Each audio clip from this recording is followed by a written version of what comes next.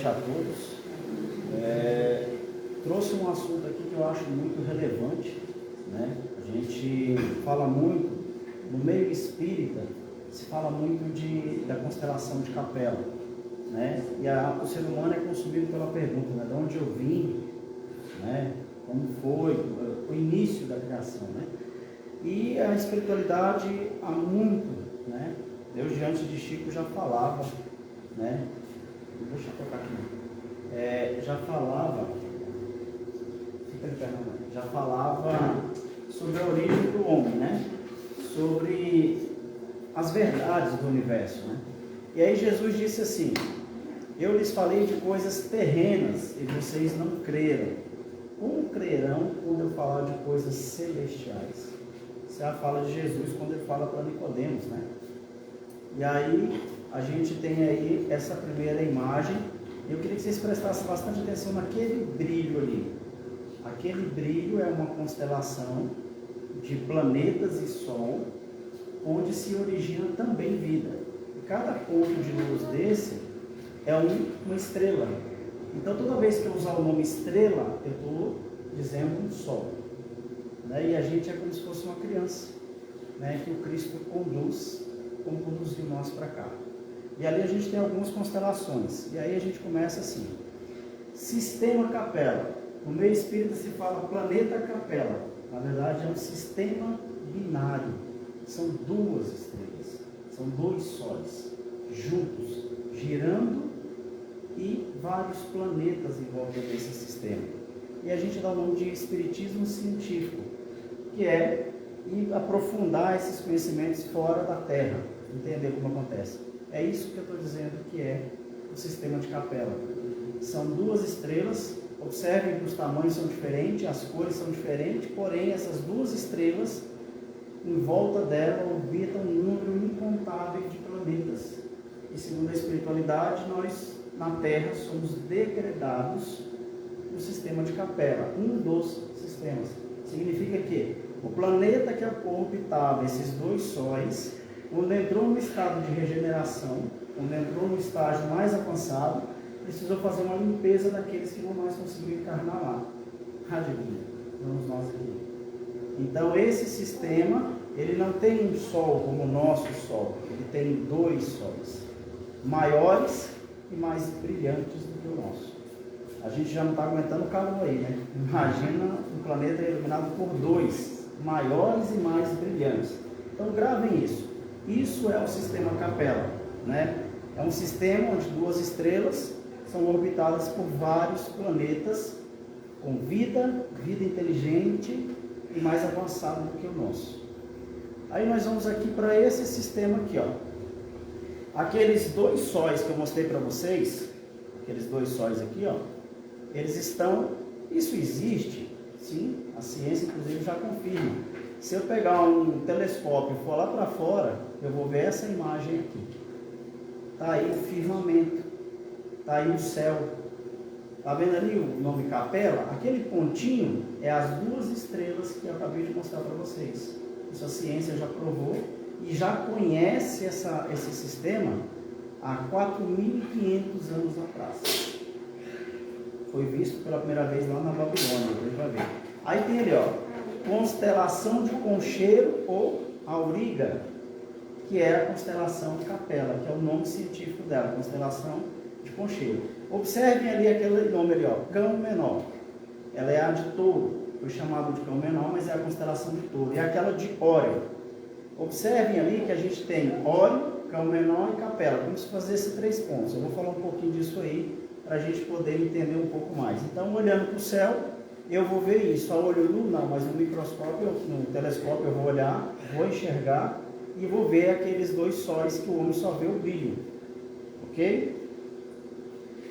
E aí eu tenho isso aí. Então eu falo de Capela, eu falo do sistema binário de duas estrelas rodeadas de planetas, e aí a gente fala, nós somos os degredados de Capela, nós somos os capelinos. Aí diz assim, ó, dos espíritos chamados capelinos, que nós viemos do sistema de Capela, o povo de Israel, eu estou dizendo que o povo de Israel é capelino, por sua soberba sempre foi dos que mais se rebelaram contra o exílio. os que se submeteram, muitos habitantes de um dos órgãos do referido sistema localizado na constelação de Conchego ou constelação Capela. Por que eu trouxe a foto de Israel? Porque aí está a Mesopotâmia antiga, e aí começa a civilização inteligente do mundo. É aí que vai se formar os pilares das 7 raças que compõem tudo de ser humano que a gente é hoje. A gente vai aprofundar mais um pouquinho. Antes de falar do como foi que a gente veio, como é essa estrela, Chico, lá por volta de 1950, ele disse o seguinte: olha, existiu a guerra.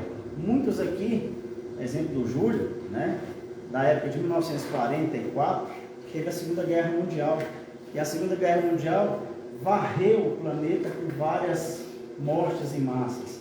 E aqueles que matavam em massa começou a ser deportado da Terra.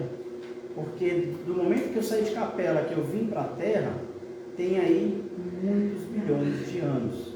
E aí a Terra começou a entrar no segundo estágio, terceiro estágio de regeneração. Então a deportação de espíritos que não mais conseguirão reencarnar na Terra começou exatamente ali por volta de 1944, quando estoura a Segunda Guerra Mundial. Né? E eles vão para esse planeta aí chamado Quiron, planeta que já vem recebendo espíritos, né, que vão ser degradados da Terra. Quais? Aqueles que mataram em massa, fizeram grandes movimentos contra a obra de caridade. Então eles estão sendo levados para esse planeta. Em 1950 a gente já tinha essa informação, o Chico já dizia ela. E hoje a ciência prova, inclusive já achou esse livro, fora do nosso sistema solar. Então vai se mostrando, né? E aí Jesus, né, o planeta governado por Jesus, assim como a Terra. Então, se a gente parar para pensar, Jesus é o governador da Terra.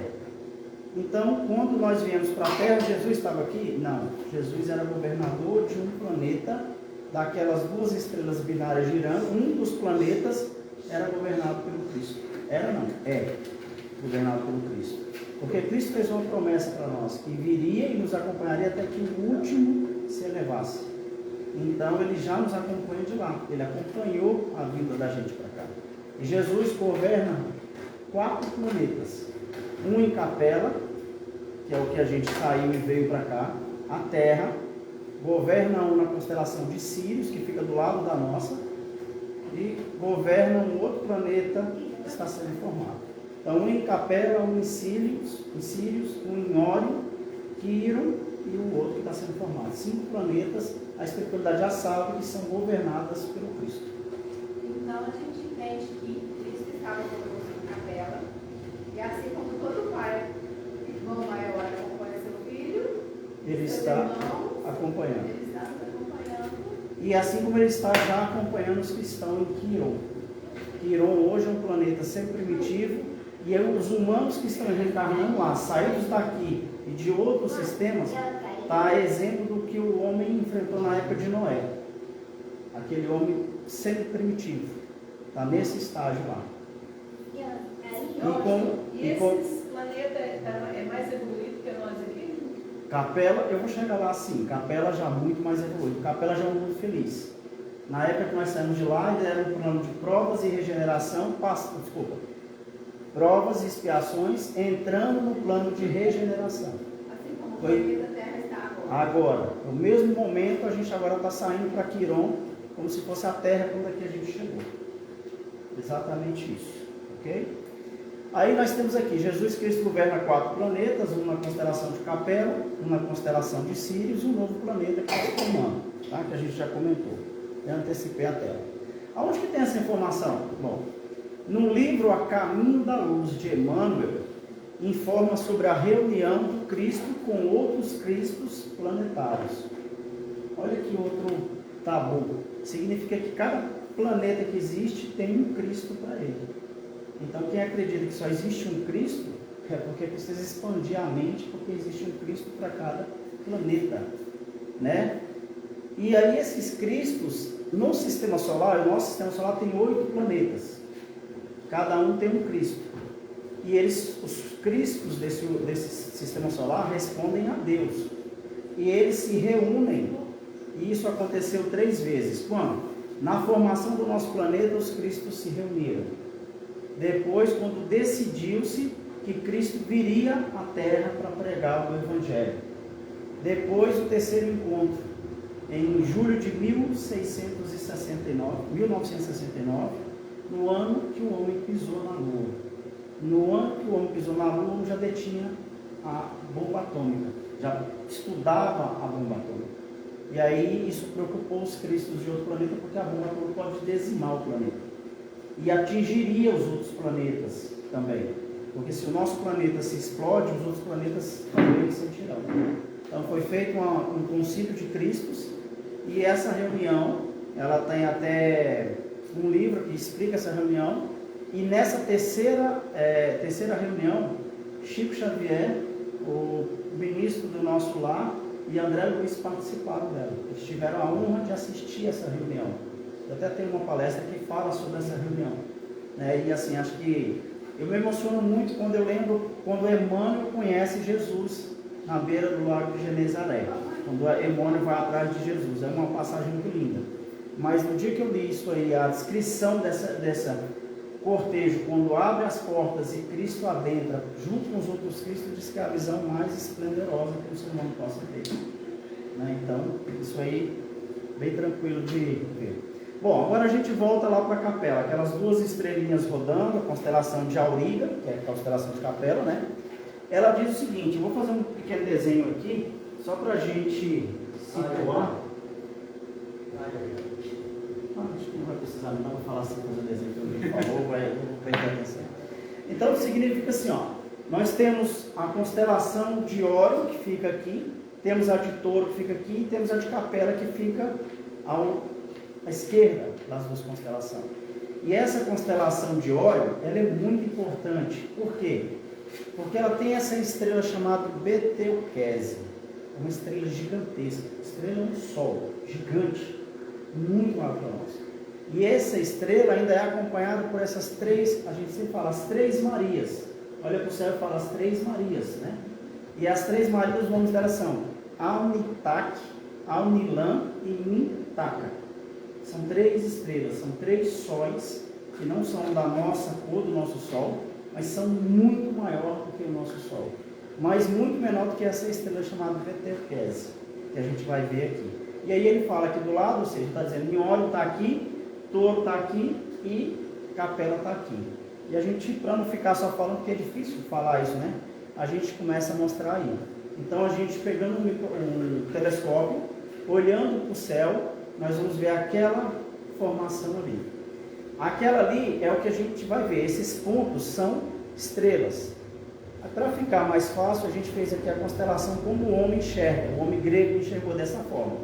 Olha aquela lá no sovaquinho do soldado lá, Betelgeuse. Bem no sovaco dele ali, olha aquele ponto. Olha esse outro ponto aqui no joelho dele, Rígel.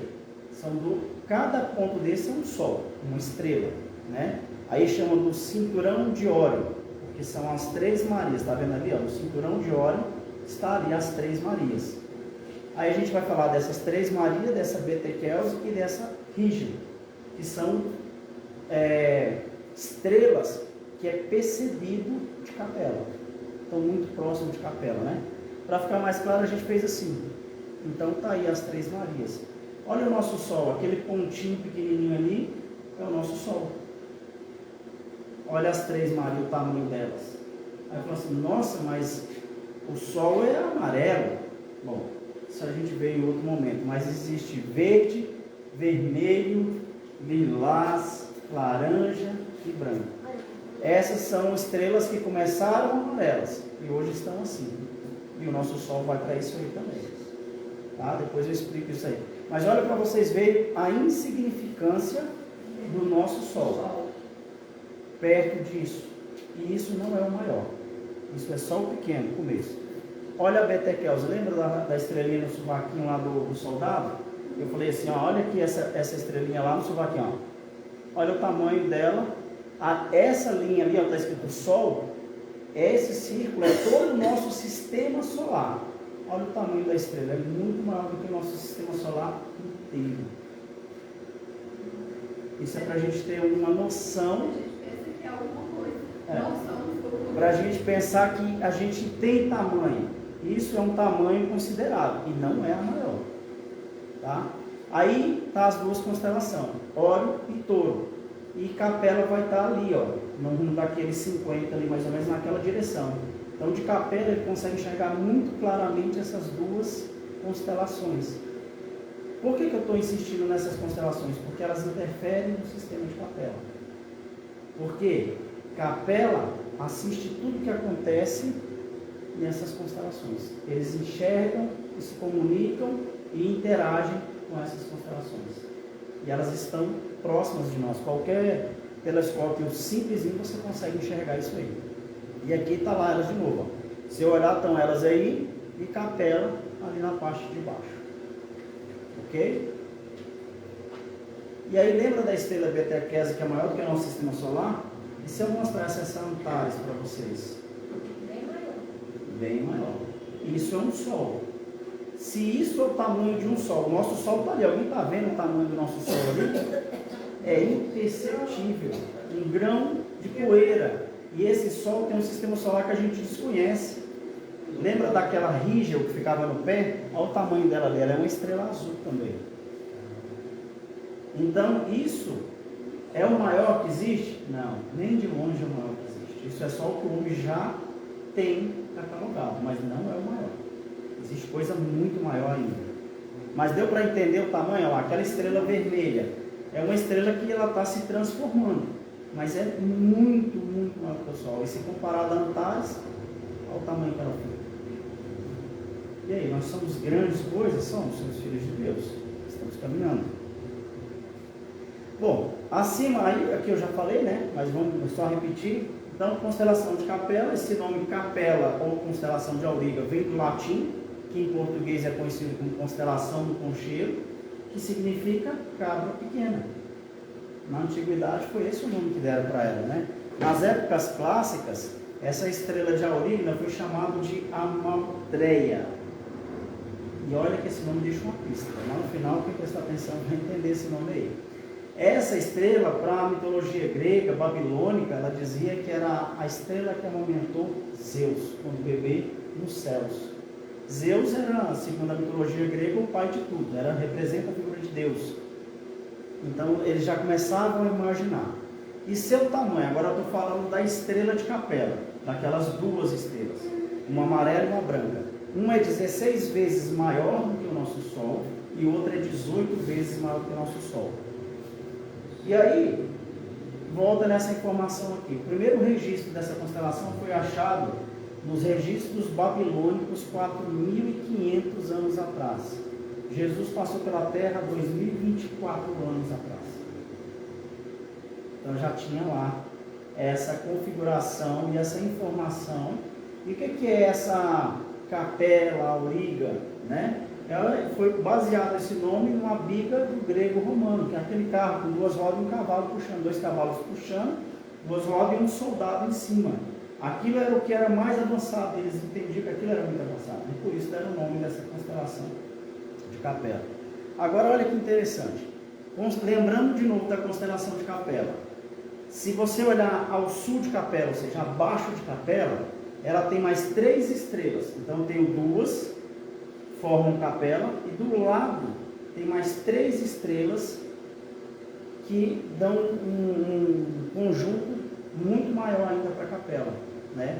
E aí dentro dessas estrelas tem essa estrela que a ciência descobriu agora recentemente, que chama A1NZ, que é uma das maiores que se existe catalogada pelo homem no universo.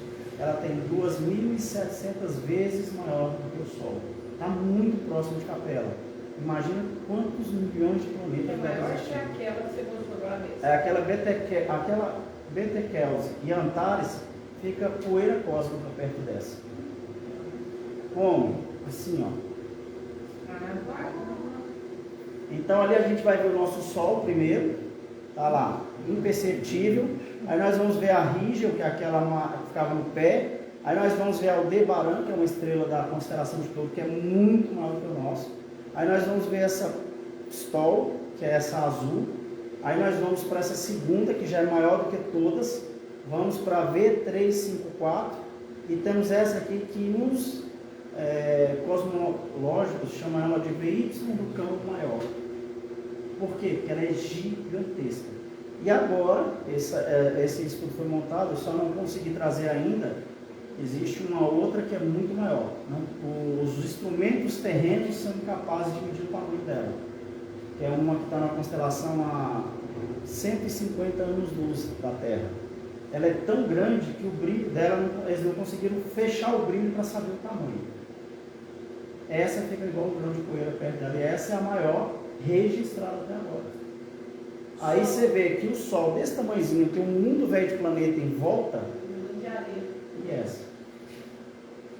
Isso é a grandiosidade de Deus, né? E aí nós vamos falar o seguinte, agora voltamos para a Capela. Falamos de tamanho, voltamos para a Capela. Eu falei que no sul de Capela, você vai encontrar ali duas outras estrelas, anãs. Por que anãs? Porque são menor do que o Sol, das duas sols que rodam ali em volta de Capela. E uma tem um brilho mais escarlate e outra vermelha, são duas anãs. Então eu tenho agora duas estrelas em Capelas e outras duas estrelas menores, e as 4 estrelas formam uma constelação, os planetas que voltam. Então Capela é regida por 2 estrelas, 2 sóis, um amarelo e um branco e 2 vermelhas. Aí eu começo a entender o que é, por que se dá o nome de constelação de Capela? Porque são formados de 4 estrelas. E essas são as estrelas anãs. Foram de amarelo, elas crescem e depois elas vão ficando azul, depois branca, e elas vão colhendo até ficar esse vermelho aí. Aquela mais luminosa, ela ainda está queimando muito do equipamento dela, dos itens que formam ela, da substância, né? A vermelha mais escura já está fechando. Então, eu vou ter os 2 sóis de Capela e essas 2 estrelas iluminando uma sequência de planetas, e um desses planetas foi que nossa origem nos trouxe para cá. Bom, diz aí, como eu falei lá, aquela mais amarela é da classe G, que é o mesmo do nosso Sol, né? E uma delas é 18 vezes maior e tem 80 vezes mais brilho do que o Sol. E a outra é 16 e tem 50 vezes mais brilho do que o Sol. Então significa que essas estrelas com essas dimensões iluminam planetas com vida inteligente mais avançada do que o nosso. Que é essas aí, ó. Que a gente voltou aqui a imagem para mostrar, né? E aí, olha só o tamanho agora de distância. Distância entre as estrelas, né? Então ela tem 2 terços entre o Sol e a Terra. E aquela branquinha gira em torno daquela amarela. Ela leva 104 dias para dar uma volta. Uma é fixa e a outra roda, né? E aí tem um planeta. Lembra lá nome da constelação no início? Eu falei, aquela tem uma pista. Aqui tem um planeta, em volta dessas 2 estrelas tem esse planeta aí, chamado Adamita. Esse planeta, ele representa muito do que há na Terra. Por quê? Porque ele tem uma formação muito próxima da Terra. Possui o solo com grandes formações semelhantes a rochas calcárias, oceanos de um azul muito forte. Portanto, não é o único a possuir vida inteligente. Também registra vários outros planetas do sistema de Capela. São seres portadores de corpos semelhantes aos da Terra, mas não iguais, pois a matéria que constitui cada orbe, cada planeta, tem suas particularidades. Muito indica que nós temos vindo desse planeta, a grande maioria da Terra, que reflete a formação dos seus seres, diferentes formas de vida. Presta atenção nisso, diferentes formas de vida, igual a Terra, tem muito tipo de vida. Com todos eles são, sem exceção, estão no estágio evolutivo maior do que nós. Conhece mutuamente as existências vizinhas e comunica-se entre eles, a distância de regime de fraternidade. Então, aquelas constelações, aqueles sóis, o diabo de planetas, Capela interage com todos eles, até pelo nível de elevação que eles têm. Quando foi que nós saímos de Capela? Né? Quando a gente saiu de Capela, foi há 42 mil anos-luz atrás. Então, capela que a gente mostra esse sol já pode ser muito diferente do que é. Porque a gente vê essa imagem que saiu de capela 42 mil anos luz atrás, né? Então, a gente vai aqui avançar um pouquinho. E aqui os espíritos transgressores da lei divina, mas que não conseguiram ficar, foram tragos para cá para evoluir sob o comando do Cristo de Deus. Então olha que Cristo nos acompanha, e isso assim, capela foi lá que nós somos constituídos, e só Deus sabe, só Deus e Jesus. Mas Jesus já nos acompanha há muito mais tempo do que a gente pode. E qual o sonho de todo espírito? Um dia evoluir e voltar para o planeta de origem. Então, quando a gente fala, nós somos da Terra, tem um extraterrestre lá fora. Será mesmo que ele é extraterrestre? Nós também não somos, porque nós não fomos feitos aqui, né? E aí, tá aí, essa informação eu já dei, né? Para vocês terem ideia, se eu pegasse um foguete aqui, entrasse no foguete, vou lá em Capela ver como é que está agora, e esse foguete andasse a 50 mil quilômetros por hora, aí eu falo, não, 50 está pouco, eu vou dobrar para 100 mil quilômetros por hora. Cada uma hora eu vou rodar 100 mil quilômetros. Eu levaria 500 mil anos para chegar lá. Aí se eu falasse, esquece esses 100 mil quilômetros por hora, vou andar na velocidade da luz, que é 300 mil quilômetros por segundo. É a maior velocidade que o homem já registrou e conhece. Levaria 42 mil anos-luz andando nessa velocidade para chegar em Capela e ver como é que está. Então, mas na velocidade do pensamento dava bem mais, né? Na velocidade do pensamento era o piscar do olho, porque o que supera a velocidade da luz é a velocidade do pensamento, né? E de certa forma também esses espíritos que vieram habitar na Terra, eles além de vir para cá e contribuir de certa forma com a evolução que eles tinham lá, né? Eles também, chegando aqui, eles têm a oportunidade também de trabalhar aquilo que lá eles não tiveram condição. Né? E isso é muito bem lembrado. Por que nós viemos com um planeta primitivo se a gente já tinha individualidade com Deus? Se a gente já tinha, a gente tinha individualidade com Deus, a gente já sabia, já tinha consciência, né? Porque lá a gente se lançou na maldade, se lançou em tudo que era ao contrário à obra de Deus. E aí a gente contaminou tanto os nossos espíritos que a gente precisava frear, esquecer, reiniciar para ir recuperando aquele passado delituoso que nós tínhamos.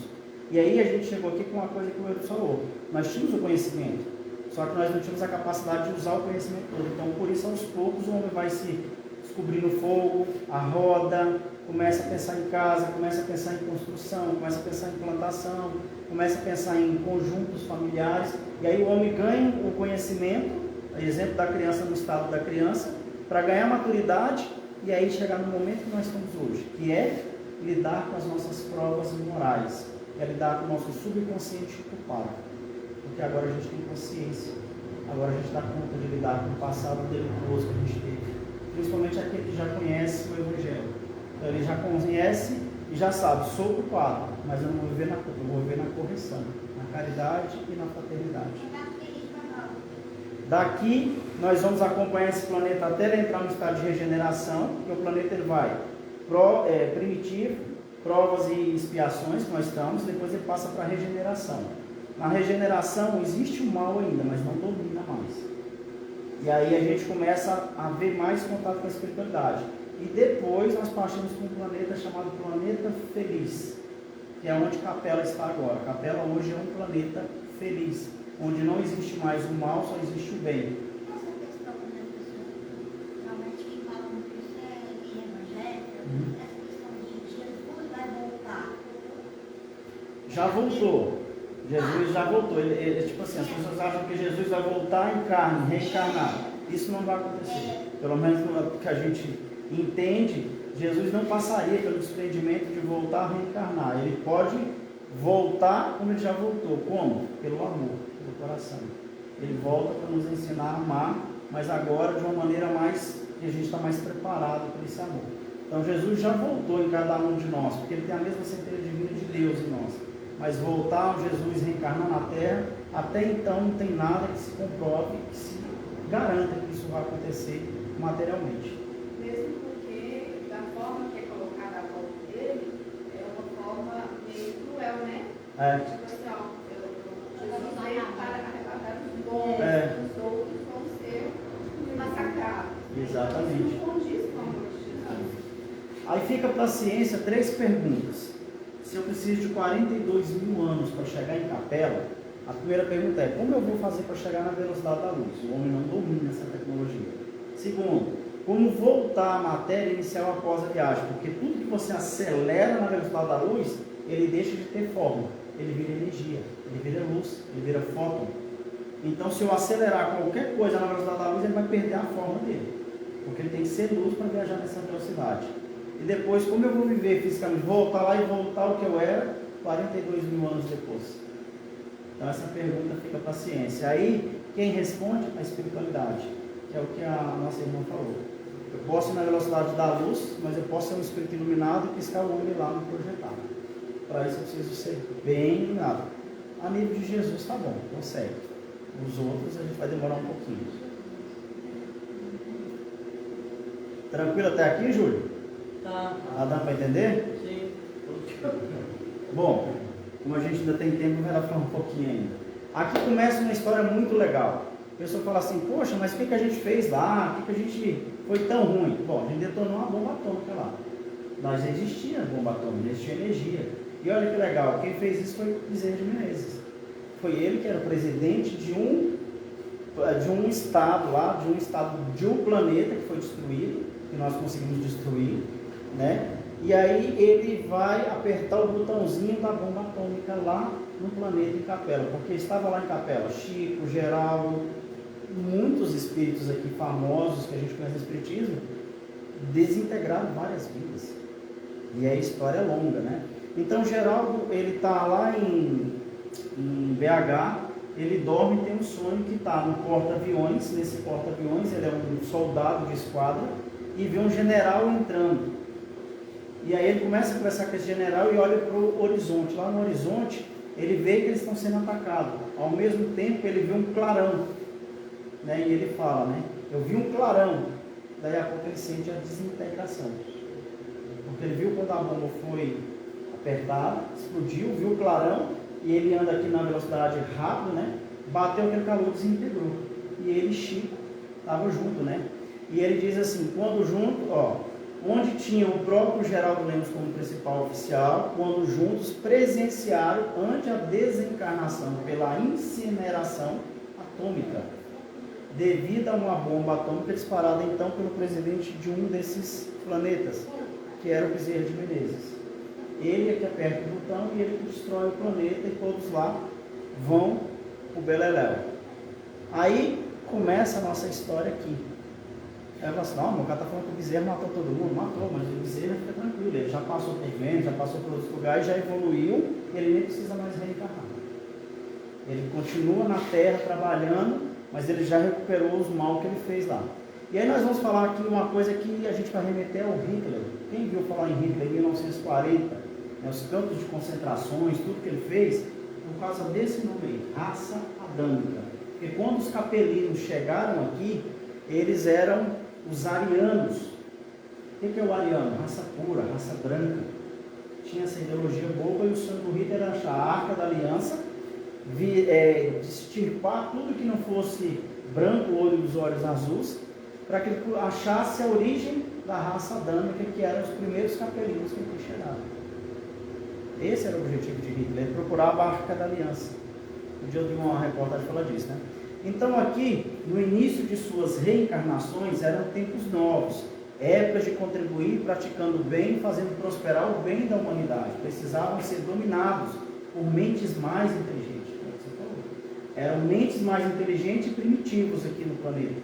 Essas mentes precisavam cruzar esses DNA para desenvolver os corpos que hoje nós habitamos. Né? Interessante isso aí que você falou, porque aí agora a gente já começa a pensar em Hitler de forma diferente. Hitler de forma Porque diferente. quando você fala de Bezerra de Menezes, aí a gente já fica imaginando que Hitler também pode passar por esse processo. Pode não, né? Vai passar por esse processo, né? Está passando. Então, quando chegam os capelinos, ele provocou uma onda de vida no oceano da evolução da Terra. Por quê? Porque misturou o DNA capelino com o DNA terreno dos primitivos que tinha aqui. E aí nós vamos falar do tipo Cro-Magnon, que é um macaco mesmo, né? Embora fosse selvagem, de constituição melhorada, mais desenvolvido no intelecto do que o seu antecessor, o Neandertal, ainda assim era um veículo humano que requeria embelezamento das formas físicas. Então, realmente, o macaco foi o princípio do corpo do homem. Por que as pessoas perguntam assim, então por que o macaco continua evoluindo e vira homem? Porque agora não tem mais cruzamento de DNA, nós já temos o nosso próprio DNA e nós já conseguimos multiplicar ele. Mas na época que ele chegou, o tipo Cro-Magnon, ele foi o primeiro, depois do Neandertal, que tinha condições de encarnar um espírito inteligente. Porque esse espírito que veio de capela, apesar que era malvado, né, malvado porque tinha feito mal, ele tinha um pilar intelectual, ele tinha conhecimento, ele se recusava a ir para esses corpos grosseiros que tem. Por isso que todo dia nasce um menino e uma menininha mais bonitinha, porque a gente vai melhorando, a gente está evoluindo, né? Né, Júlio? Fica tranquilo, você tem chance. Conforme informações espirituais em sua origem, o Cro-Magnon era uma criatura de pele parda, avermelhada, o que se poderia chamar de peles vermelhas. Eles eram avermelhados, essa era a explicação, né?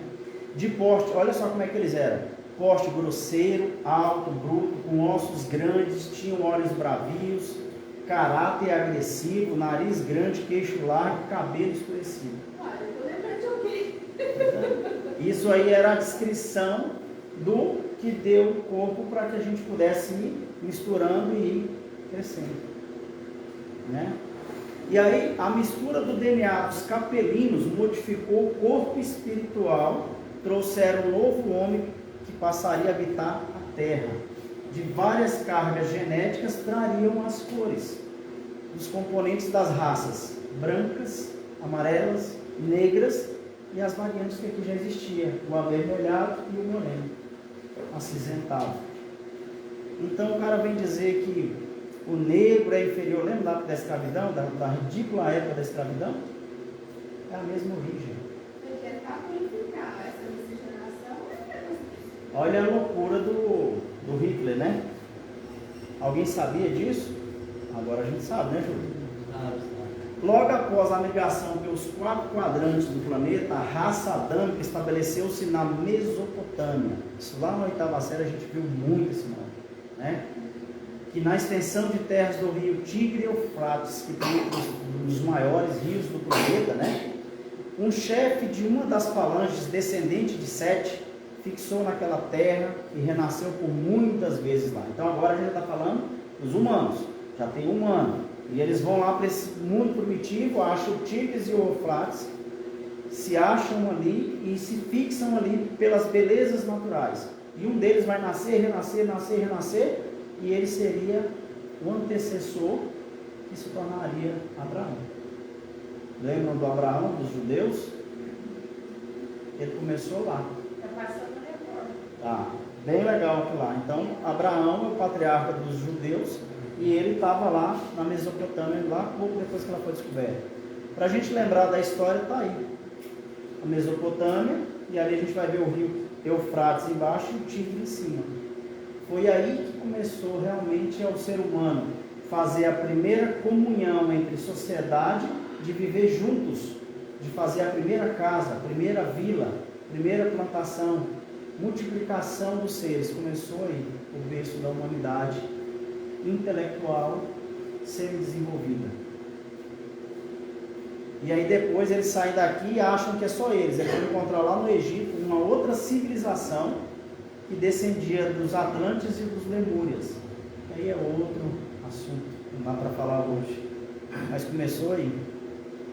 E aí eu volto de novo aqui. Quem é que estava lá na Mesopotâmia? Esse povo aí, está nessa região. Então eles estavam lá no início. É lá que o Criador veio. Por que o Criador, por que Jesus veio lá? Porque lá eram os espíritos que mais se rebelaram, foram aqueles que mais revoltados ficaram contra aqueles corpos grosseiros, que mais ficaram revoltados de vir para a Terra, que era um planeta muito atrasado perante o que eles vinham. Então eles eram os mais arredios, mas eles eram tão arredios que tinham um pilar intelectual desenvolvido, que era: eu sei que existe um Deus, eu sei que existe algo maior, só não lembro. mas eu sinto. Por isso que Jesus desceu aí, por isso que Jesus encarnou aí, porque aí ele ia novamente plantar o Evangelho e ia espalhar para todos os lugares do mundo, como é feito até hoje, a Terra Santa. Se a gente olhasse aquilo ali, é um átomo, aquilo forma tudo que existe. Segundo Einstein, essa é a partícula indivisível. Agora veio Bose-Einstein, que já quebrou isso aí e criou mais e mais divisões. Mas isso aí forma isso aqui que a gente conhece. Isso é o nosso sistema solar. Olha o tamanho do nosso Sol agora. Olha os planetinhas que nós temos. Perto daquelas estrelas, o que é a Terra que está ali na terceira posição? Se a gente não entender essa grandiosidade, não tem como na Terra entender o tamanho de Deus, né? É muito pequeno para a gente entender, tem que olhar para fora. Olha, isso aí é nosso sistema solar, é da forma que a ciência mostra que a gente estudou. E olha que o nosso Sol, o tamanhozão dele, lá perto daquelas estrelas, um grão de areia. Aí de novo a gente mostra aquele átomo que forma o quê? Isso aí. Isso é a nossa constelação. Isso é a nossa Via Láctea. Essa é a nossa galáxia Via Láctea. Por que Via Láctea?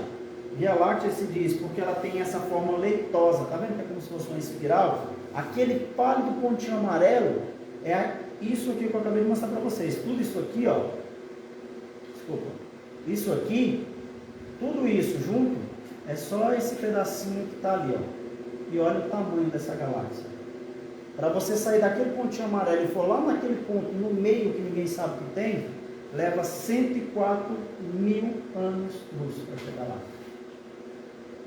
Tem vida demais. E isso é só uma. Para mostrar o tamanho que isso é, o telescópio mais avançado que é o James Webb, que a NASA inventou e mandou para o céu, ele posicionaram ele num único quadrante, tiraram uma foto de 3 milímetros por 3 milímetros. Chegaram aqui na Terra, eles ampliaram aquilo. Eles contaram mais de 600 sextilhões de galáxias maiores do que essa, num único quadrante de 3 milímetros.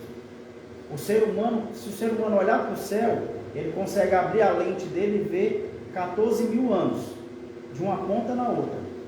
E os outros 96 mil anos luz que faz a volta no universo que o homem não conhece. Então a gente praticamente desconhece tudo que a gente está lá fora, as formas de vida que a gente acha que sabe. A gente tem que se realmente ocupar aqui, porque olha o nosso tamanho. Se todo aquele sistema é aquilo, o que sobra para nós, né? A gente pergunta se existe Em todo o planeta, isso a espiritualidade já respondeu. Todo planeta tem vida. Não existe um planeta sem vida. Todo planeta tem um governador. Todo sistema solar responde a um comando galáctico que responde a Deus. Deus é realmente criador de tudo. Deus é o princípio primário de todas as coisas. Não existe um só planeta no universo que não seja constituído de um tipo de vida. E a Lua mesmo? E a Lua mesmo? Oi? E a Lua nossa? A Lua é um mini planeta, ele é um satélite da Terra que também tem vida. Só que aí o ser humano vai lá, pousa a nave e não vê ninguém. Fala, não tem, está tudo estéreo. É porque ele está procurando um igual o Eurípides lá, um igual o Washington lá. Mas existem incontáveis tipos de vida que o homem desconhece. É porque o homem conhece como vida aquilo que se move, aquilo que é orgânico. Mas a vida não é orgânica. Ela tem formas de vida, nossa vida é espiritual. Espiritual, Vênus, Júpiter, Marte, todos são colonizados. Até o Sol é colonizado. Mas aí é para outra coisa, viu, Cis? Se você está próximo. Mas já tinha visto isso aí? Vocês lembram de ter visto isso na escola? Eu vejo mais nas propagandas, né? Na escola o professor não entra nesse assunto, porque esse assunto é meio tabu, né? Mas, bom, é um assunto que ele dá para alongar muito, mas o tempo não permite. Então a gente tentou trazer aqui as imagens para contextualizar o que está sendo falado, mas imaginem que a gente está só no começo das descobertas. Nós chegamos hoje num ponto que a gente consegue olhar para trás e saber: temos um passado delituoso, temos tecnologia para avançar, temos conhecimento para absorver. Na nossa época, mais na época do Júlio, nós lidávamos com carroça, com cavalos, com boi, carro de boi. Aí vem a minha época, a gente já lida com automóvel, né? Estamos lidando com automóvel. Graças a Deus nós podemos lembrar da época dos nossos pais, dos nossos avós, que nos educaram para sermos as pessoas que somos. Quando a gente senta na beira de uma roda de fogueira e vê os antigos contando como era, né? Às vezes eu vou em Minas, eu passo pensando, nossa, meu pai passou aqui 40 anos atrás, isso aqui era estrada de chão, como devia ser isso aqui? Como devia ser a natureza diferente? Falava com a Nayane hoje, nossa, eu fico pensando como vai ser daqui 10 anos, o sol tão quente como está aí fora, antigamente não era assim, né? Todo mundo que não mora em Minas tem a impressão que Minas era frio. E aí eu fico pensando, meu filho tem 4 anos, nós lidamos com a invenção do telefone, do telégrafo, da energia, do ar-condicionado. E agora nós estamos nos alfabetizando na linguagem digital. Meu filho e os filhos de vocês, os netos de vocês, vão lidar com o que é mais avançado agora. A era da inteligência artificial. E falou na televisão já hoje sobre isso aí. Daqui a uns tempos não vai ter mais professora mais. Não, e vou dizer mais. Ele, até os 15 anos, vai lidar com inteligência artificial. Quando ele estiver na minha idade, ele vai lidar com computador quântico. Computador quântico, sim. Ele vai pegar um cálculo, porque o homem hoje faz esses cálculos através do raio de luz, do prisma. Mas, quando a gente chegar no nível do computador quântico hoje, leva-se assim, o supercomputador do mundo. O supercomputador, o computador mais avançado do mundo, que é muito maior que um quarteirão desse inteiro.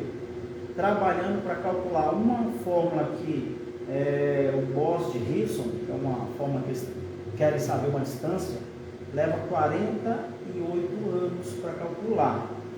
24 horas por dia ininterruptas, 48 anos para esse supercomputador calcular essa metragem exata de uma galáxia na outra, para que a gente possa planejar as viagens espaciais. O computador quântico vai fazer em 42 segundos. Isso é a velocidade quântica, que é o que eles vão lidar, os nossos netos. E esse computador já existe, ele só não está aperfeiçoado, porque ele tem que funcionar a menos 280 graus centígrados, porque senão ele estoura tudo. E é um trenzinho desse tamanho assim. E aí ele consome uma quantidade de nitrogênio muito grande, então é muito caro. Eles estão tentando achar jeito. Mas a inteligência artificial já é derivada desse computador quântico.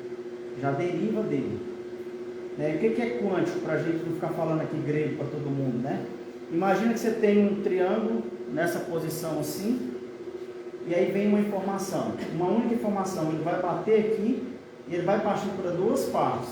As duas têm o mesmo tamanho e a mesma informação, são a mesma coisa. Então ele consegue tornar uma única informação, à velocidade da luz, praticamente, a mesma coisa. Tem um cientista que diz assim, quando algo é partido no universo, aquela partícula pode ir embora para nunca mais se encontrar. Vai ser a mesma partícula. O que acontecer com ela, acontece com essa.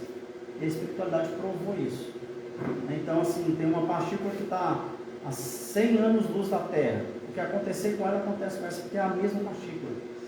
Ele dividiu, mas tornou as duas idênticas. Isso é a versão quântica do computador que está sendo vindo. Aí vai vir a ciência, a saúde, a longevidade. E essas viagens planetárias serão assim. Fui. Então, por hoje é isso. Agradeço vocês aí, espero que vocês. Desculpa. Fala. Mas nisso tudo, se não aprendermos o amor à verdade no Evangelho, serão sociedades mais infelizes. Muito bem lembrado. Isso é a tecnologia apoiando a evolução do pilar intelectual. Mas se só tem o pilar intelectual, eu vou ser degradado de novo para o planeta provas e expiações, primitivo, que seja, para ajudar aqueles mais ignorantes, porque eu serei um pouco mais desenvolvido. Mas o que me credencia ficar nesse planeta ou ir para um planeta melhor é ter um bom pilar intelectual e um grande pilar moral, que é o amor, é a vaidade, é a caridade, a fraternidade. Então, eu até diria, nos ocupemos mais do moral do que o intelectual, porque o moral te leva, o intelectual te segura. É isso.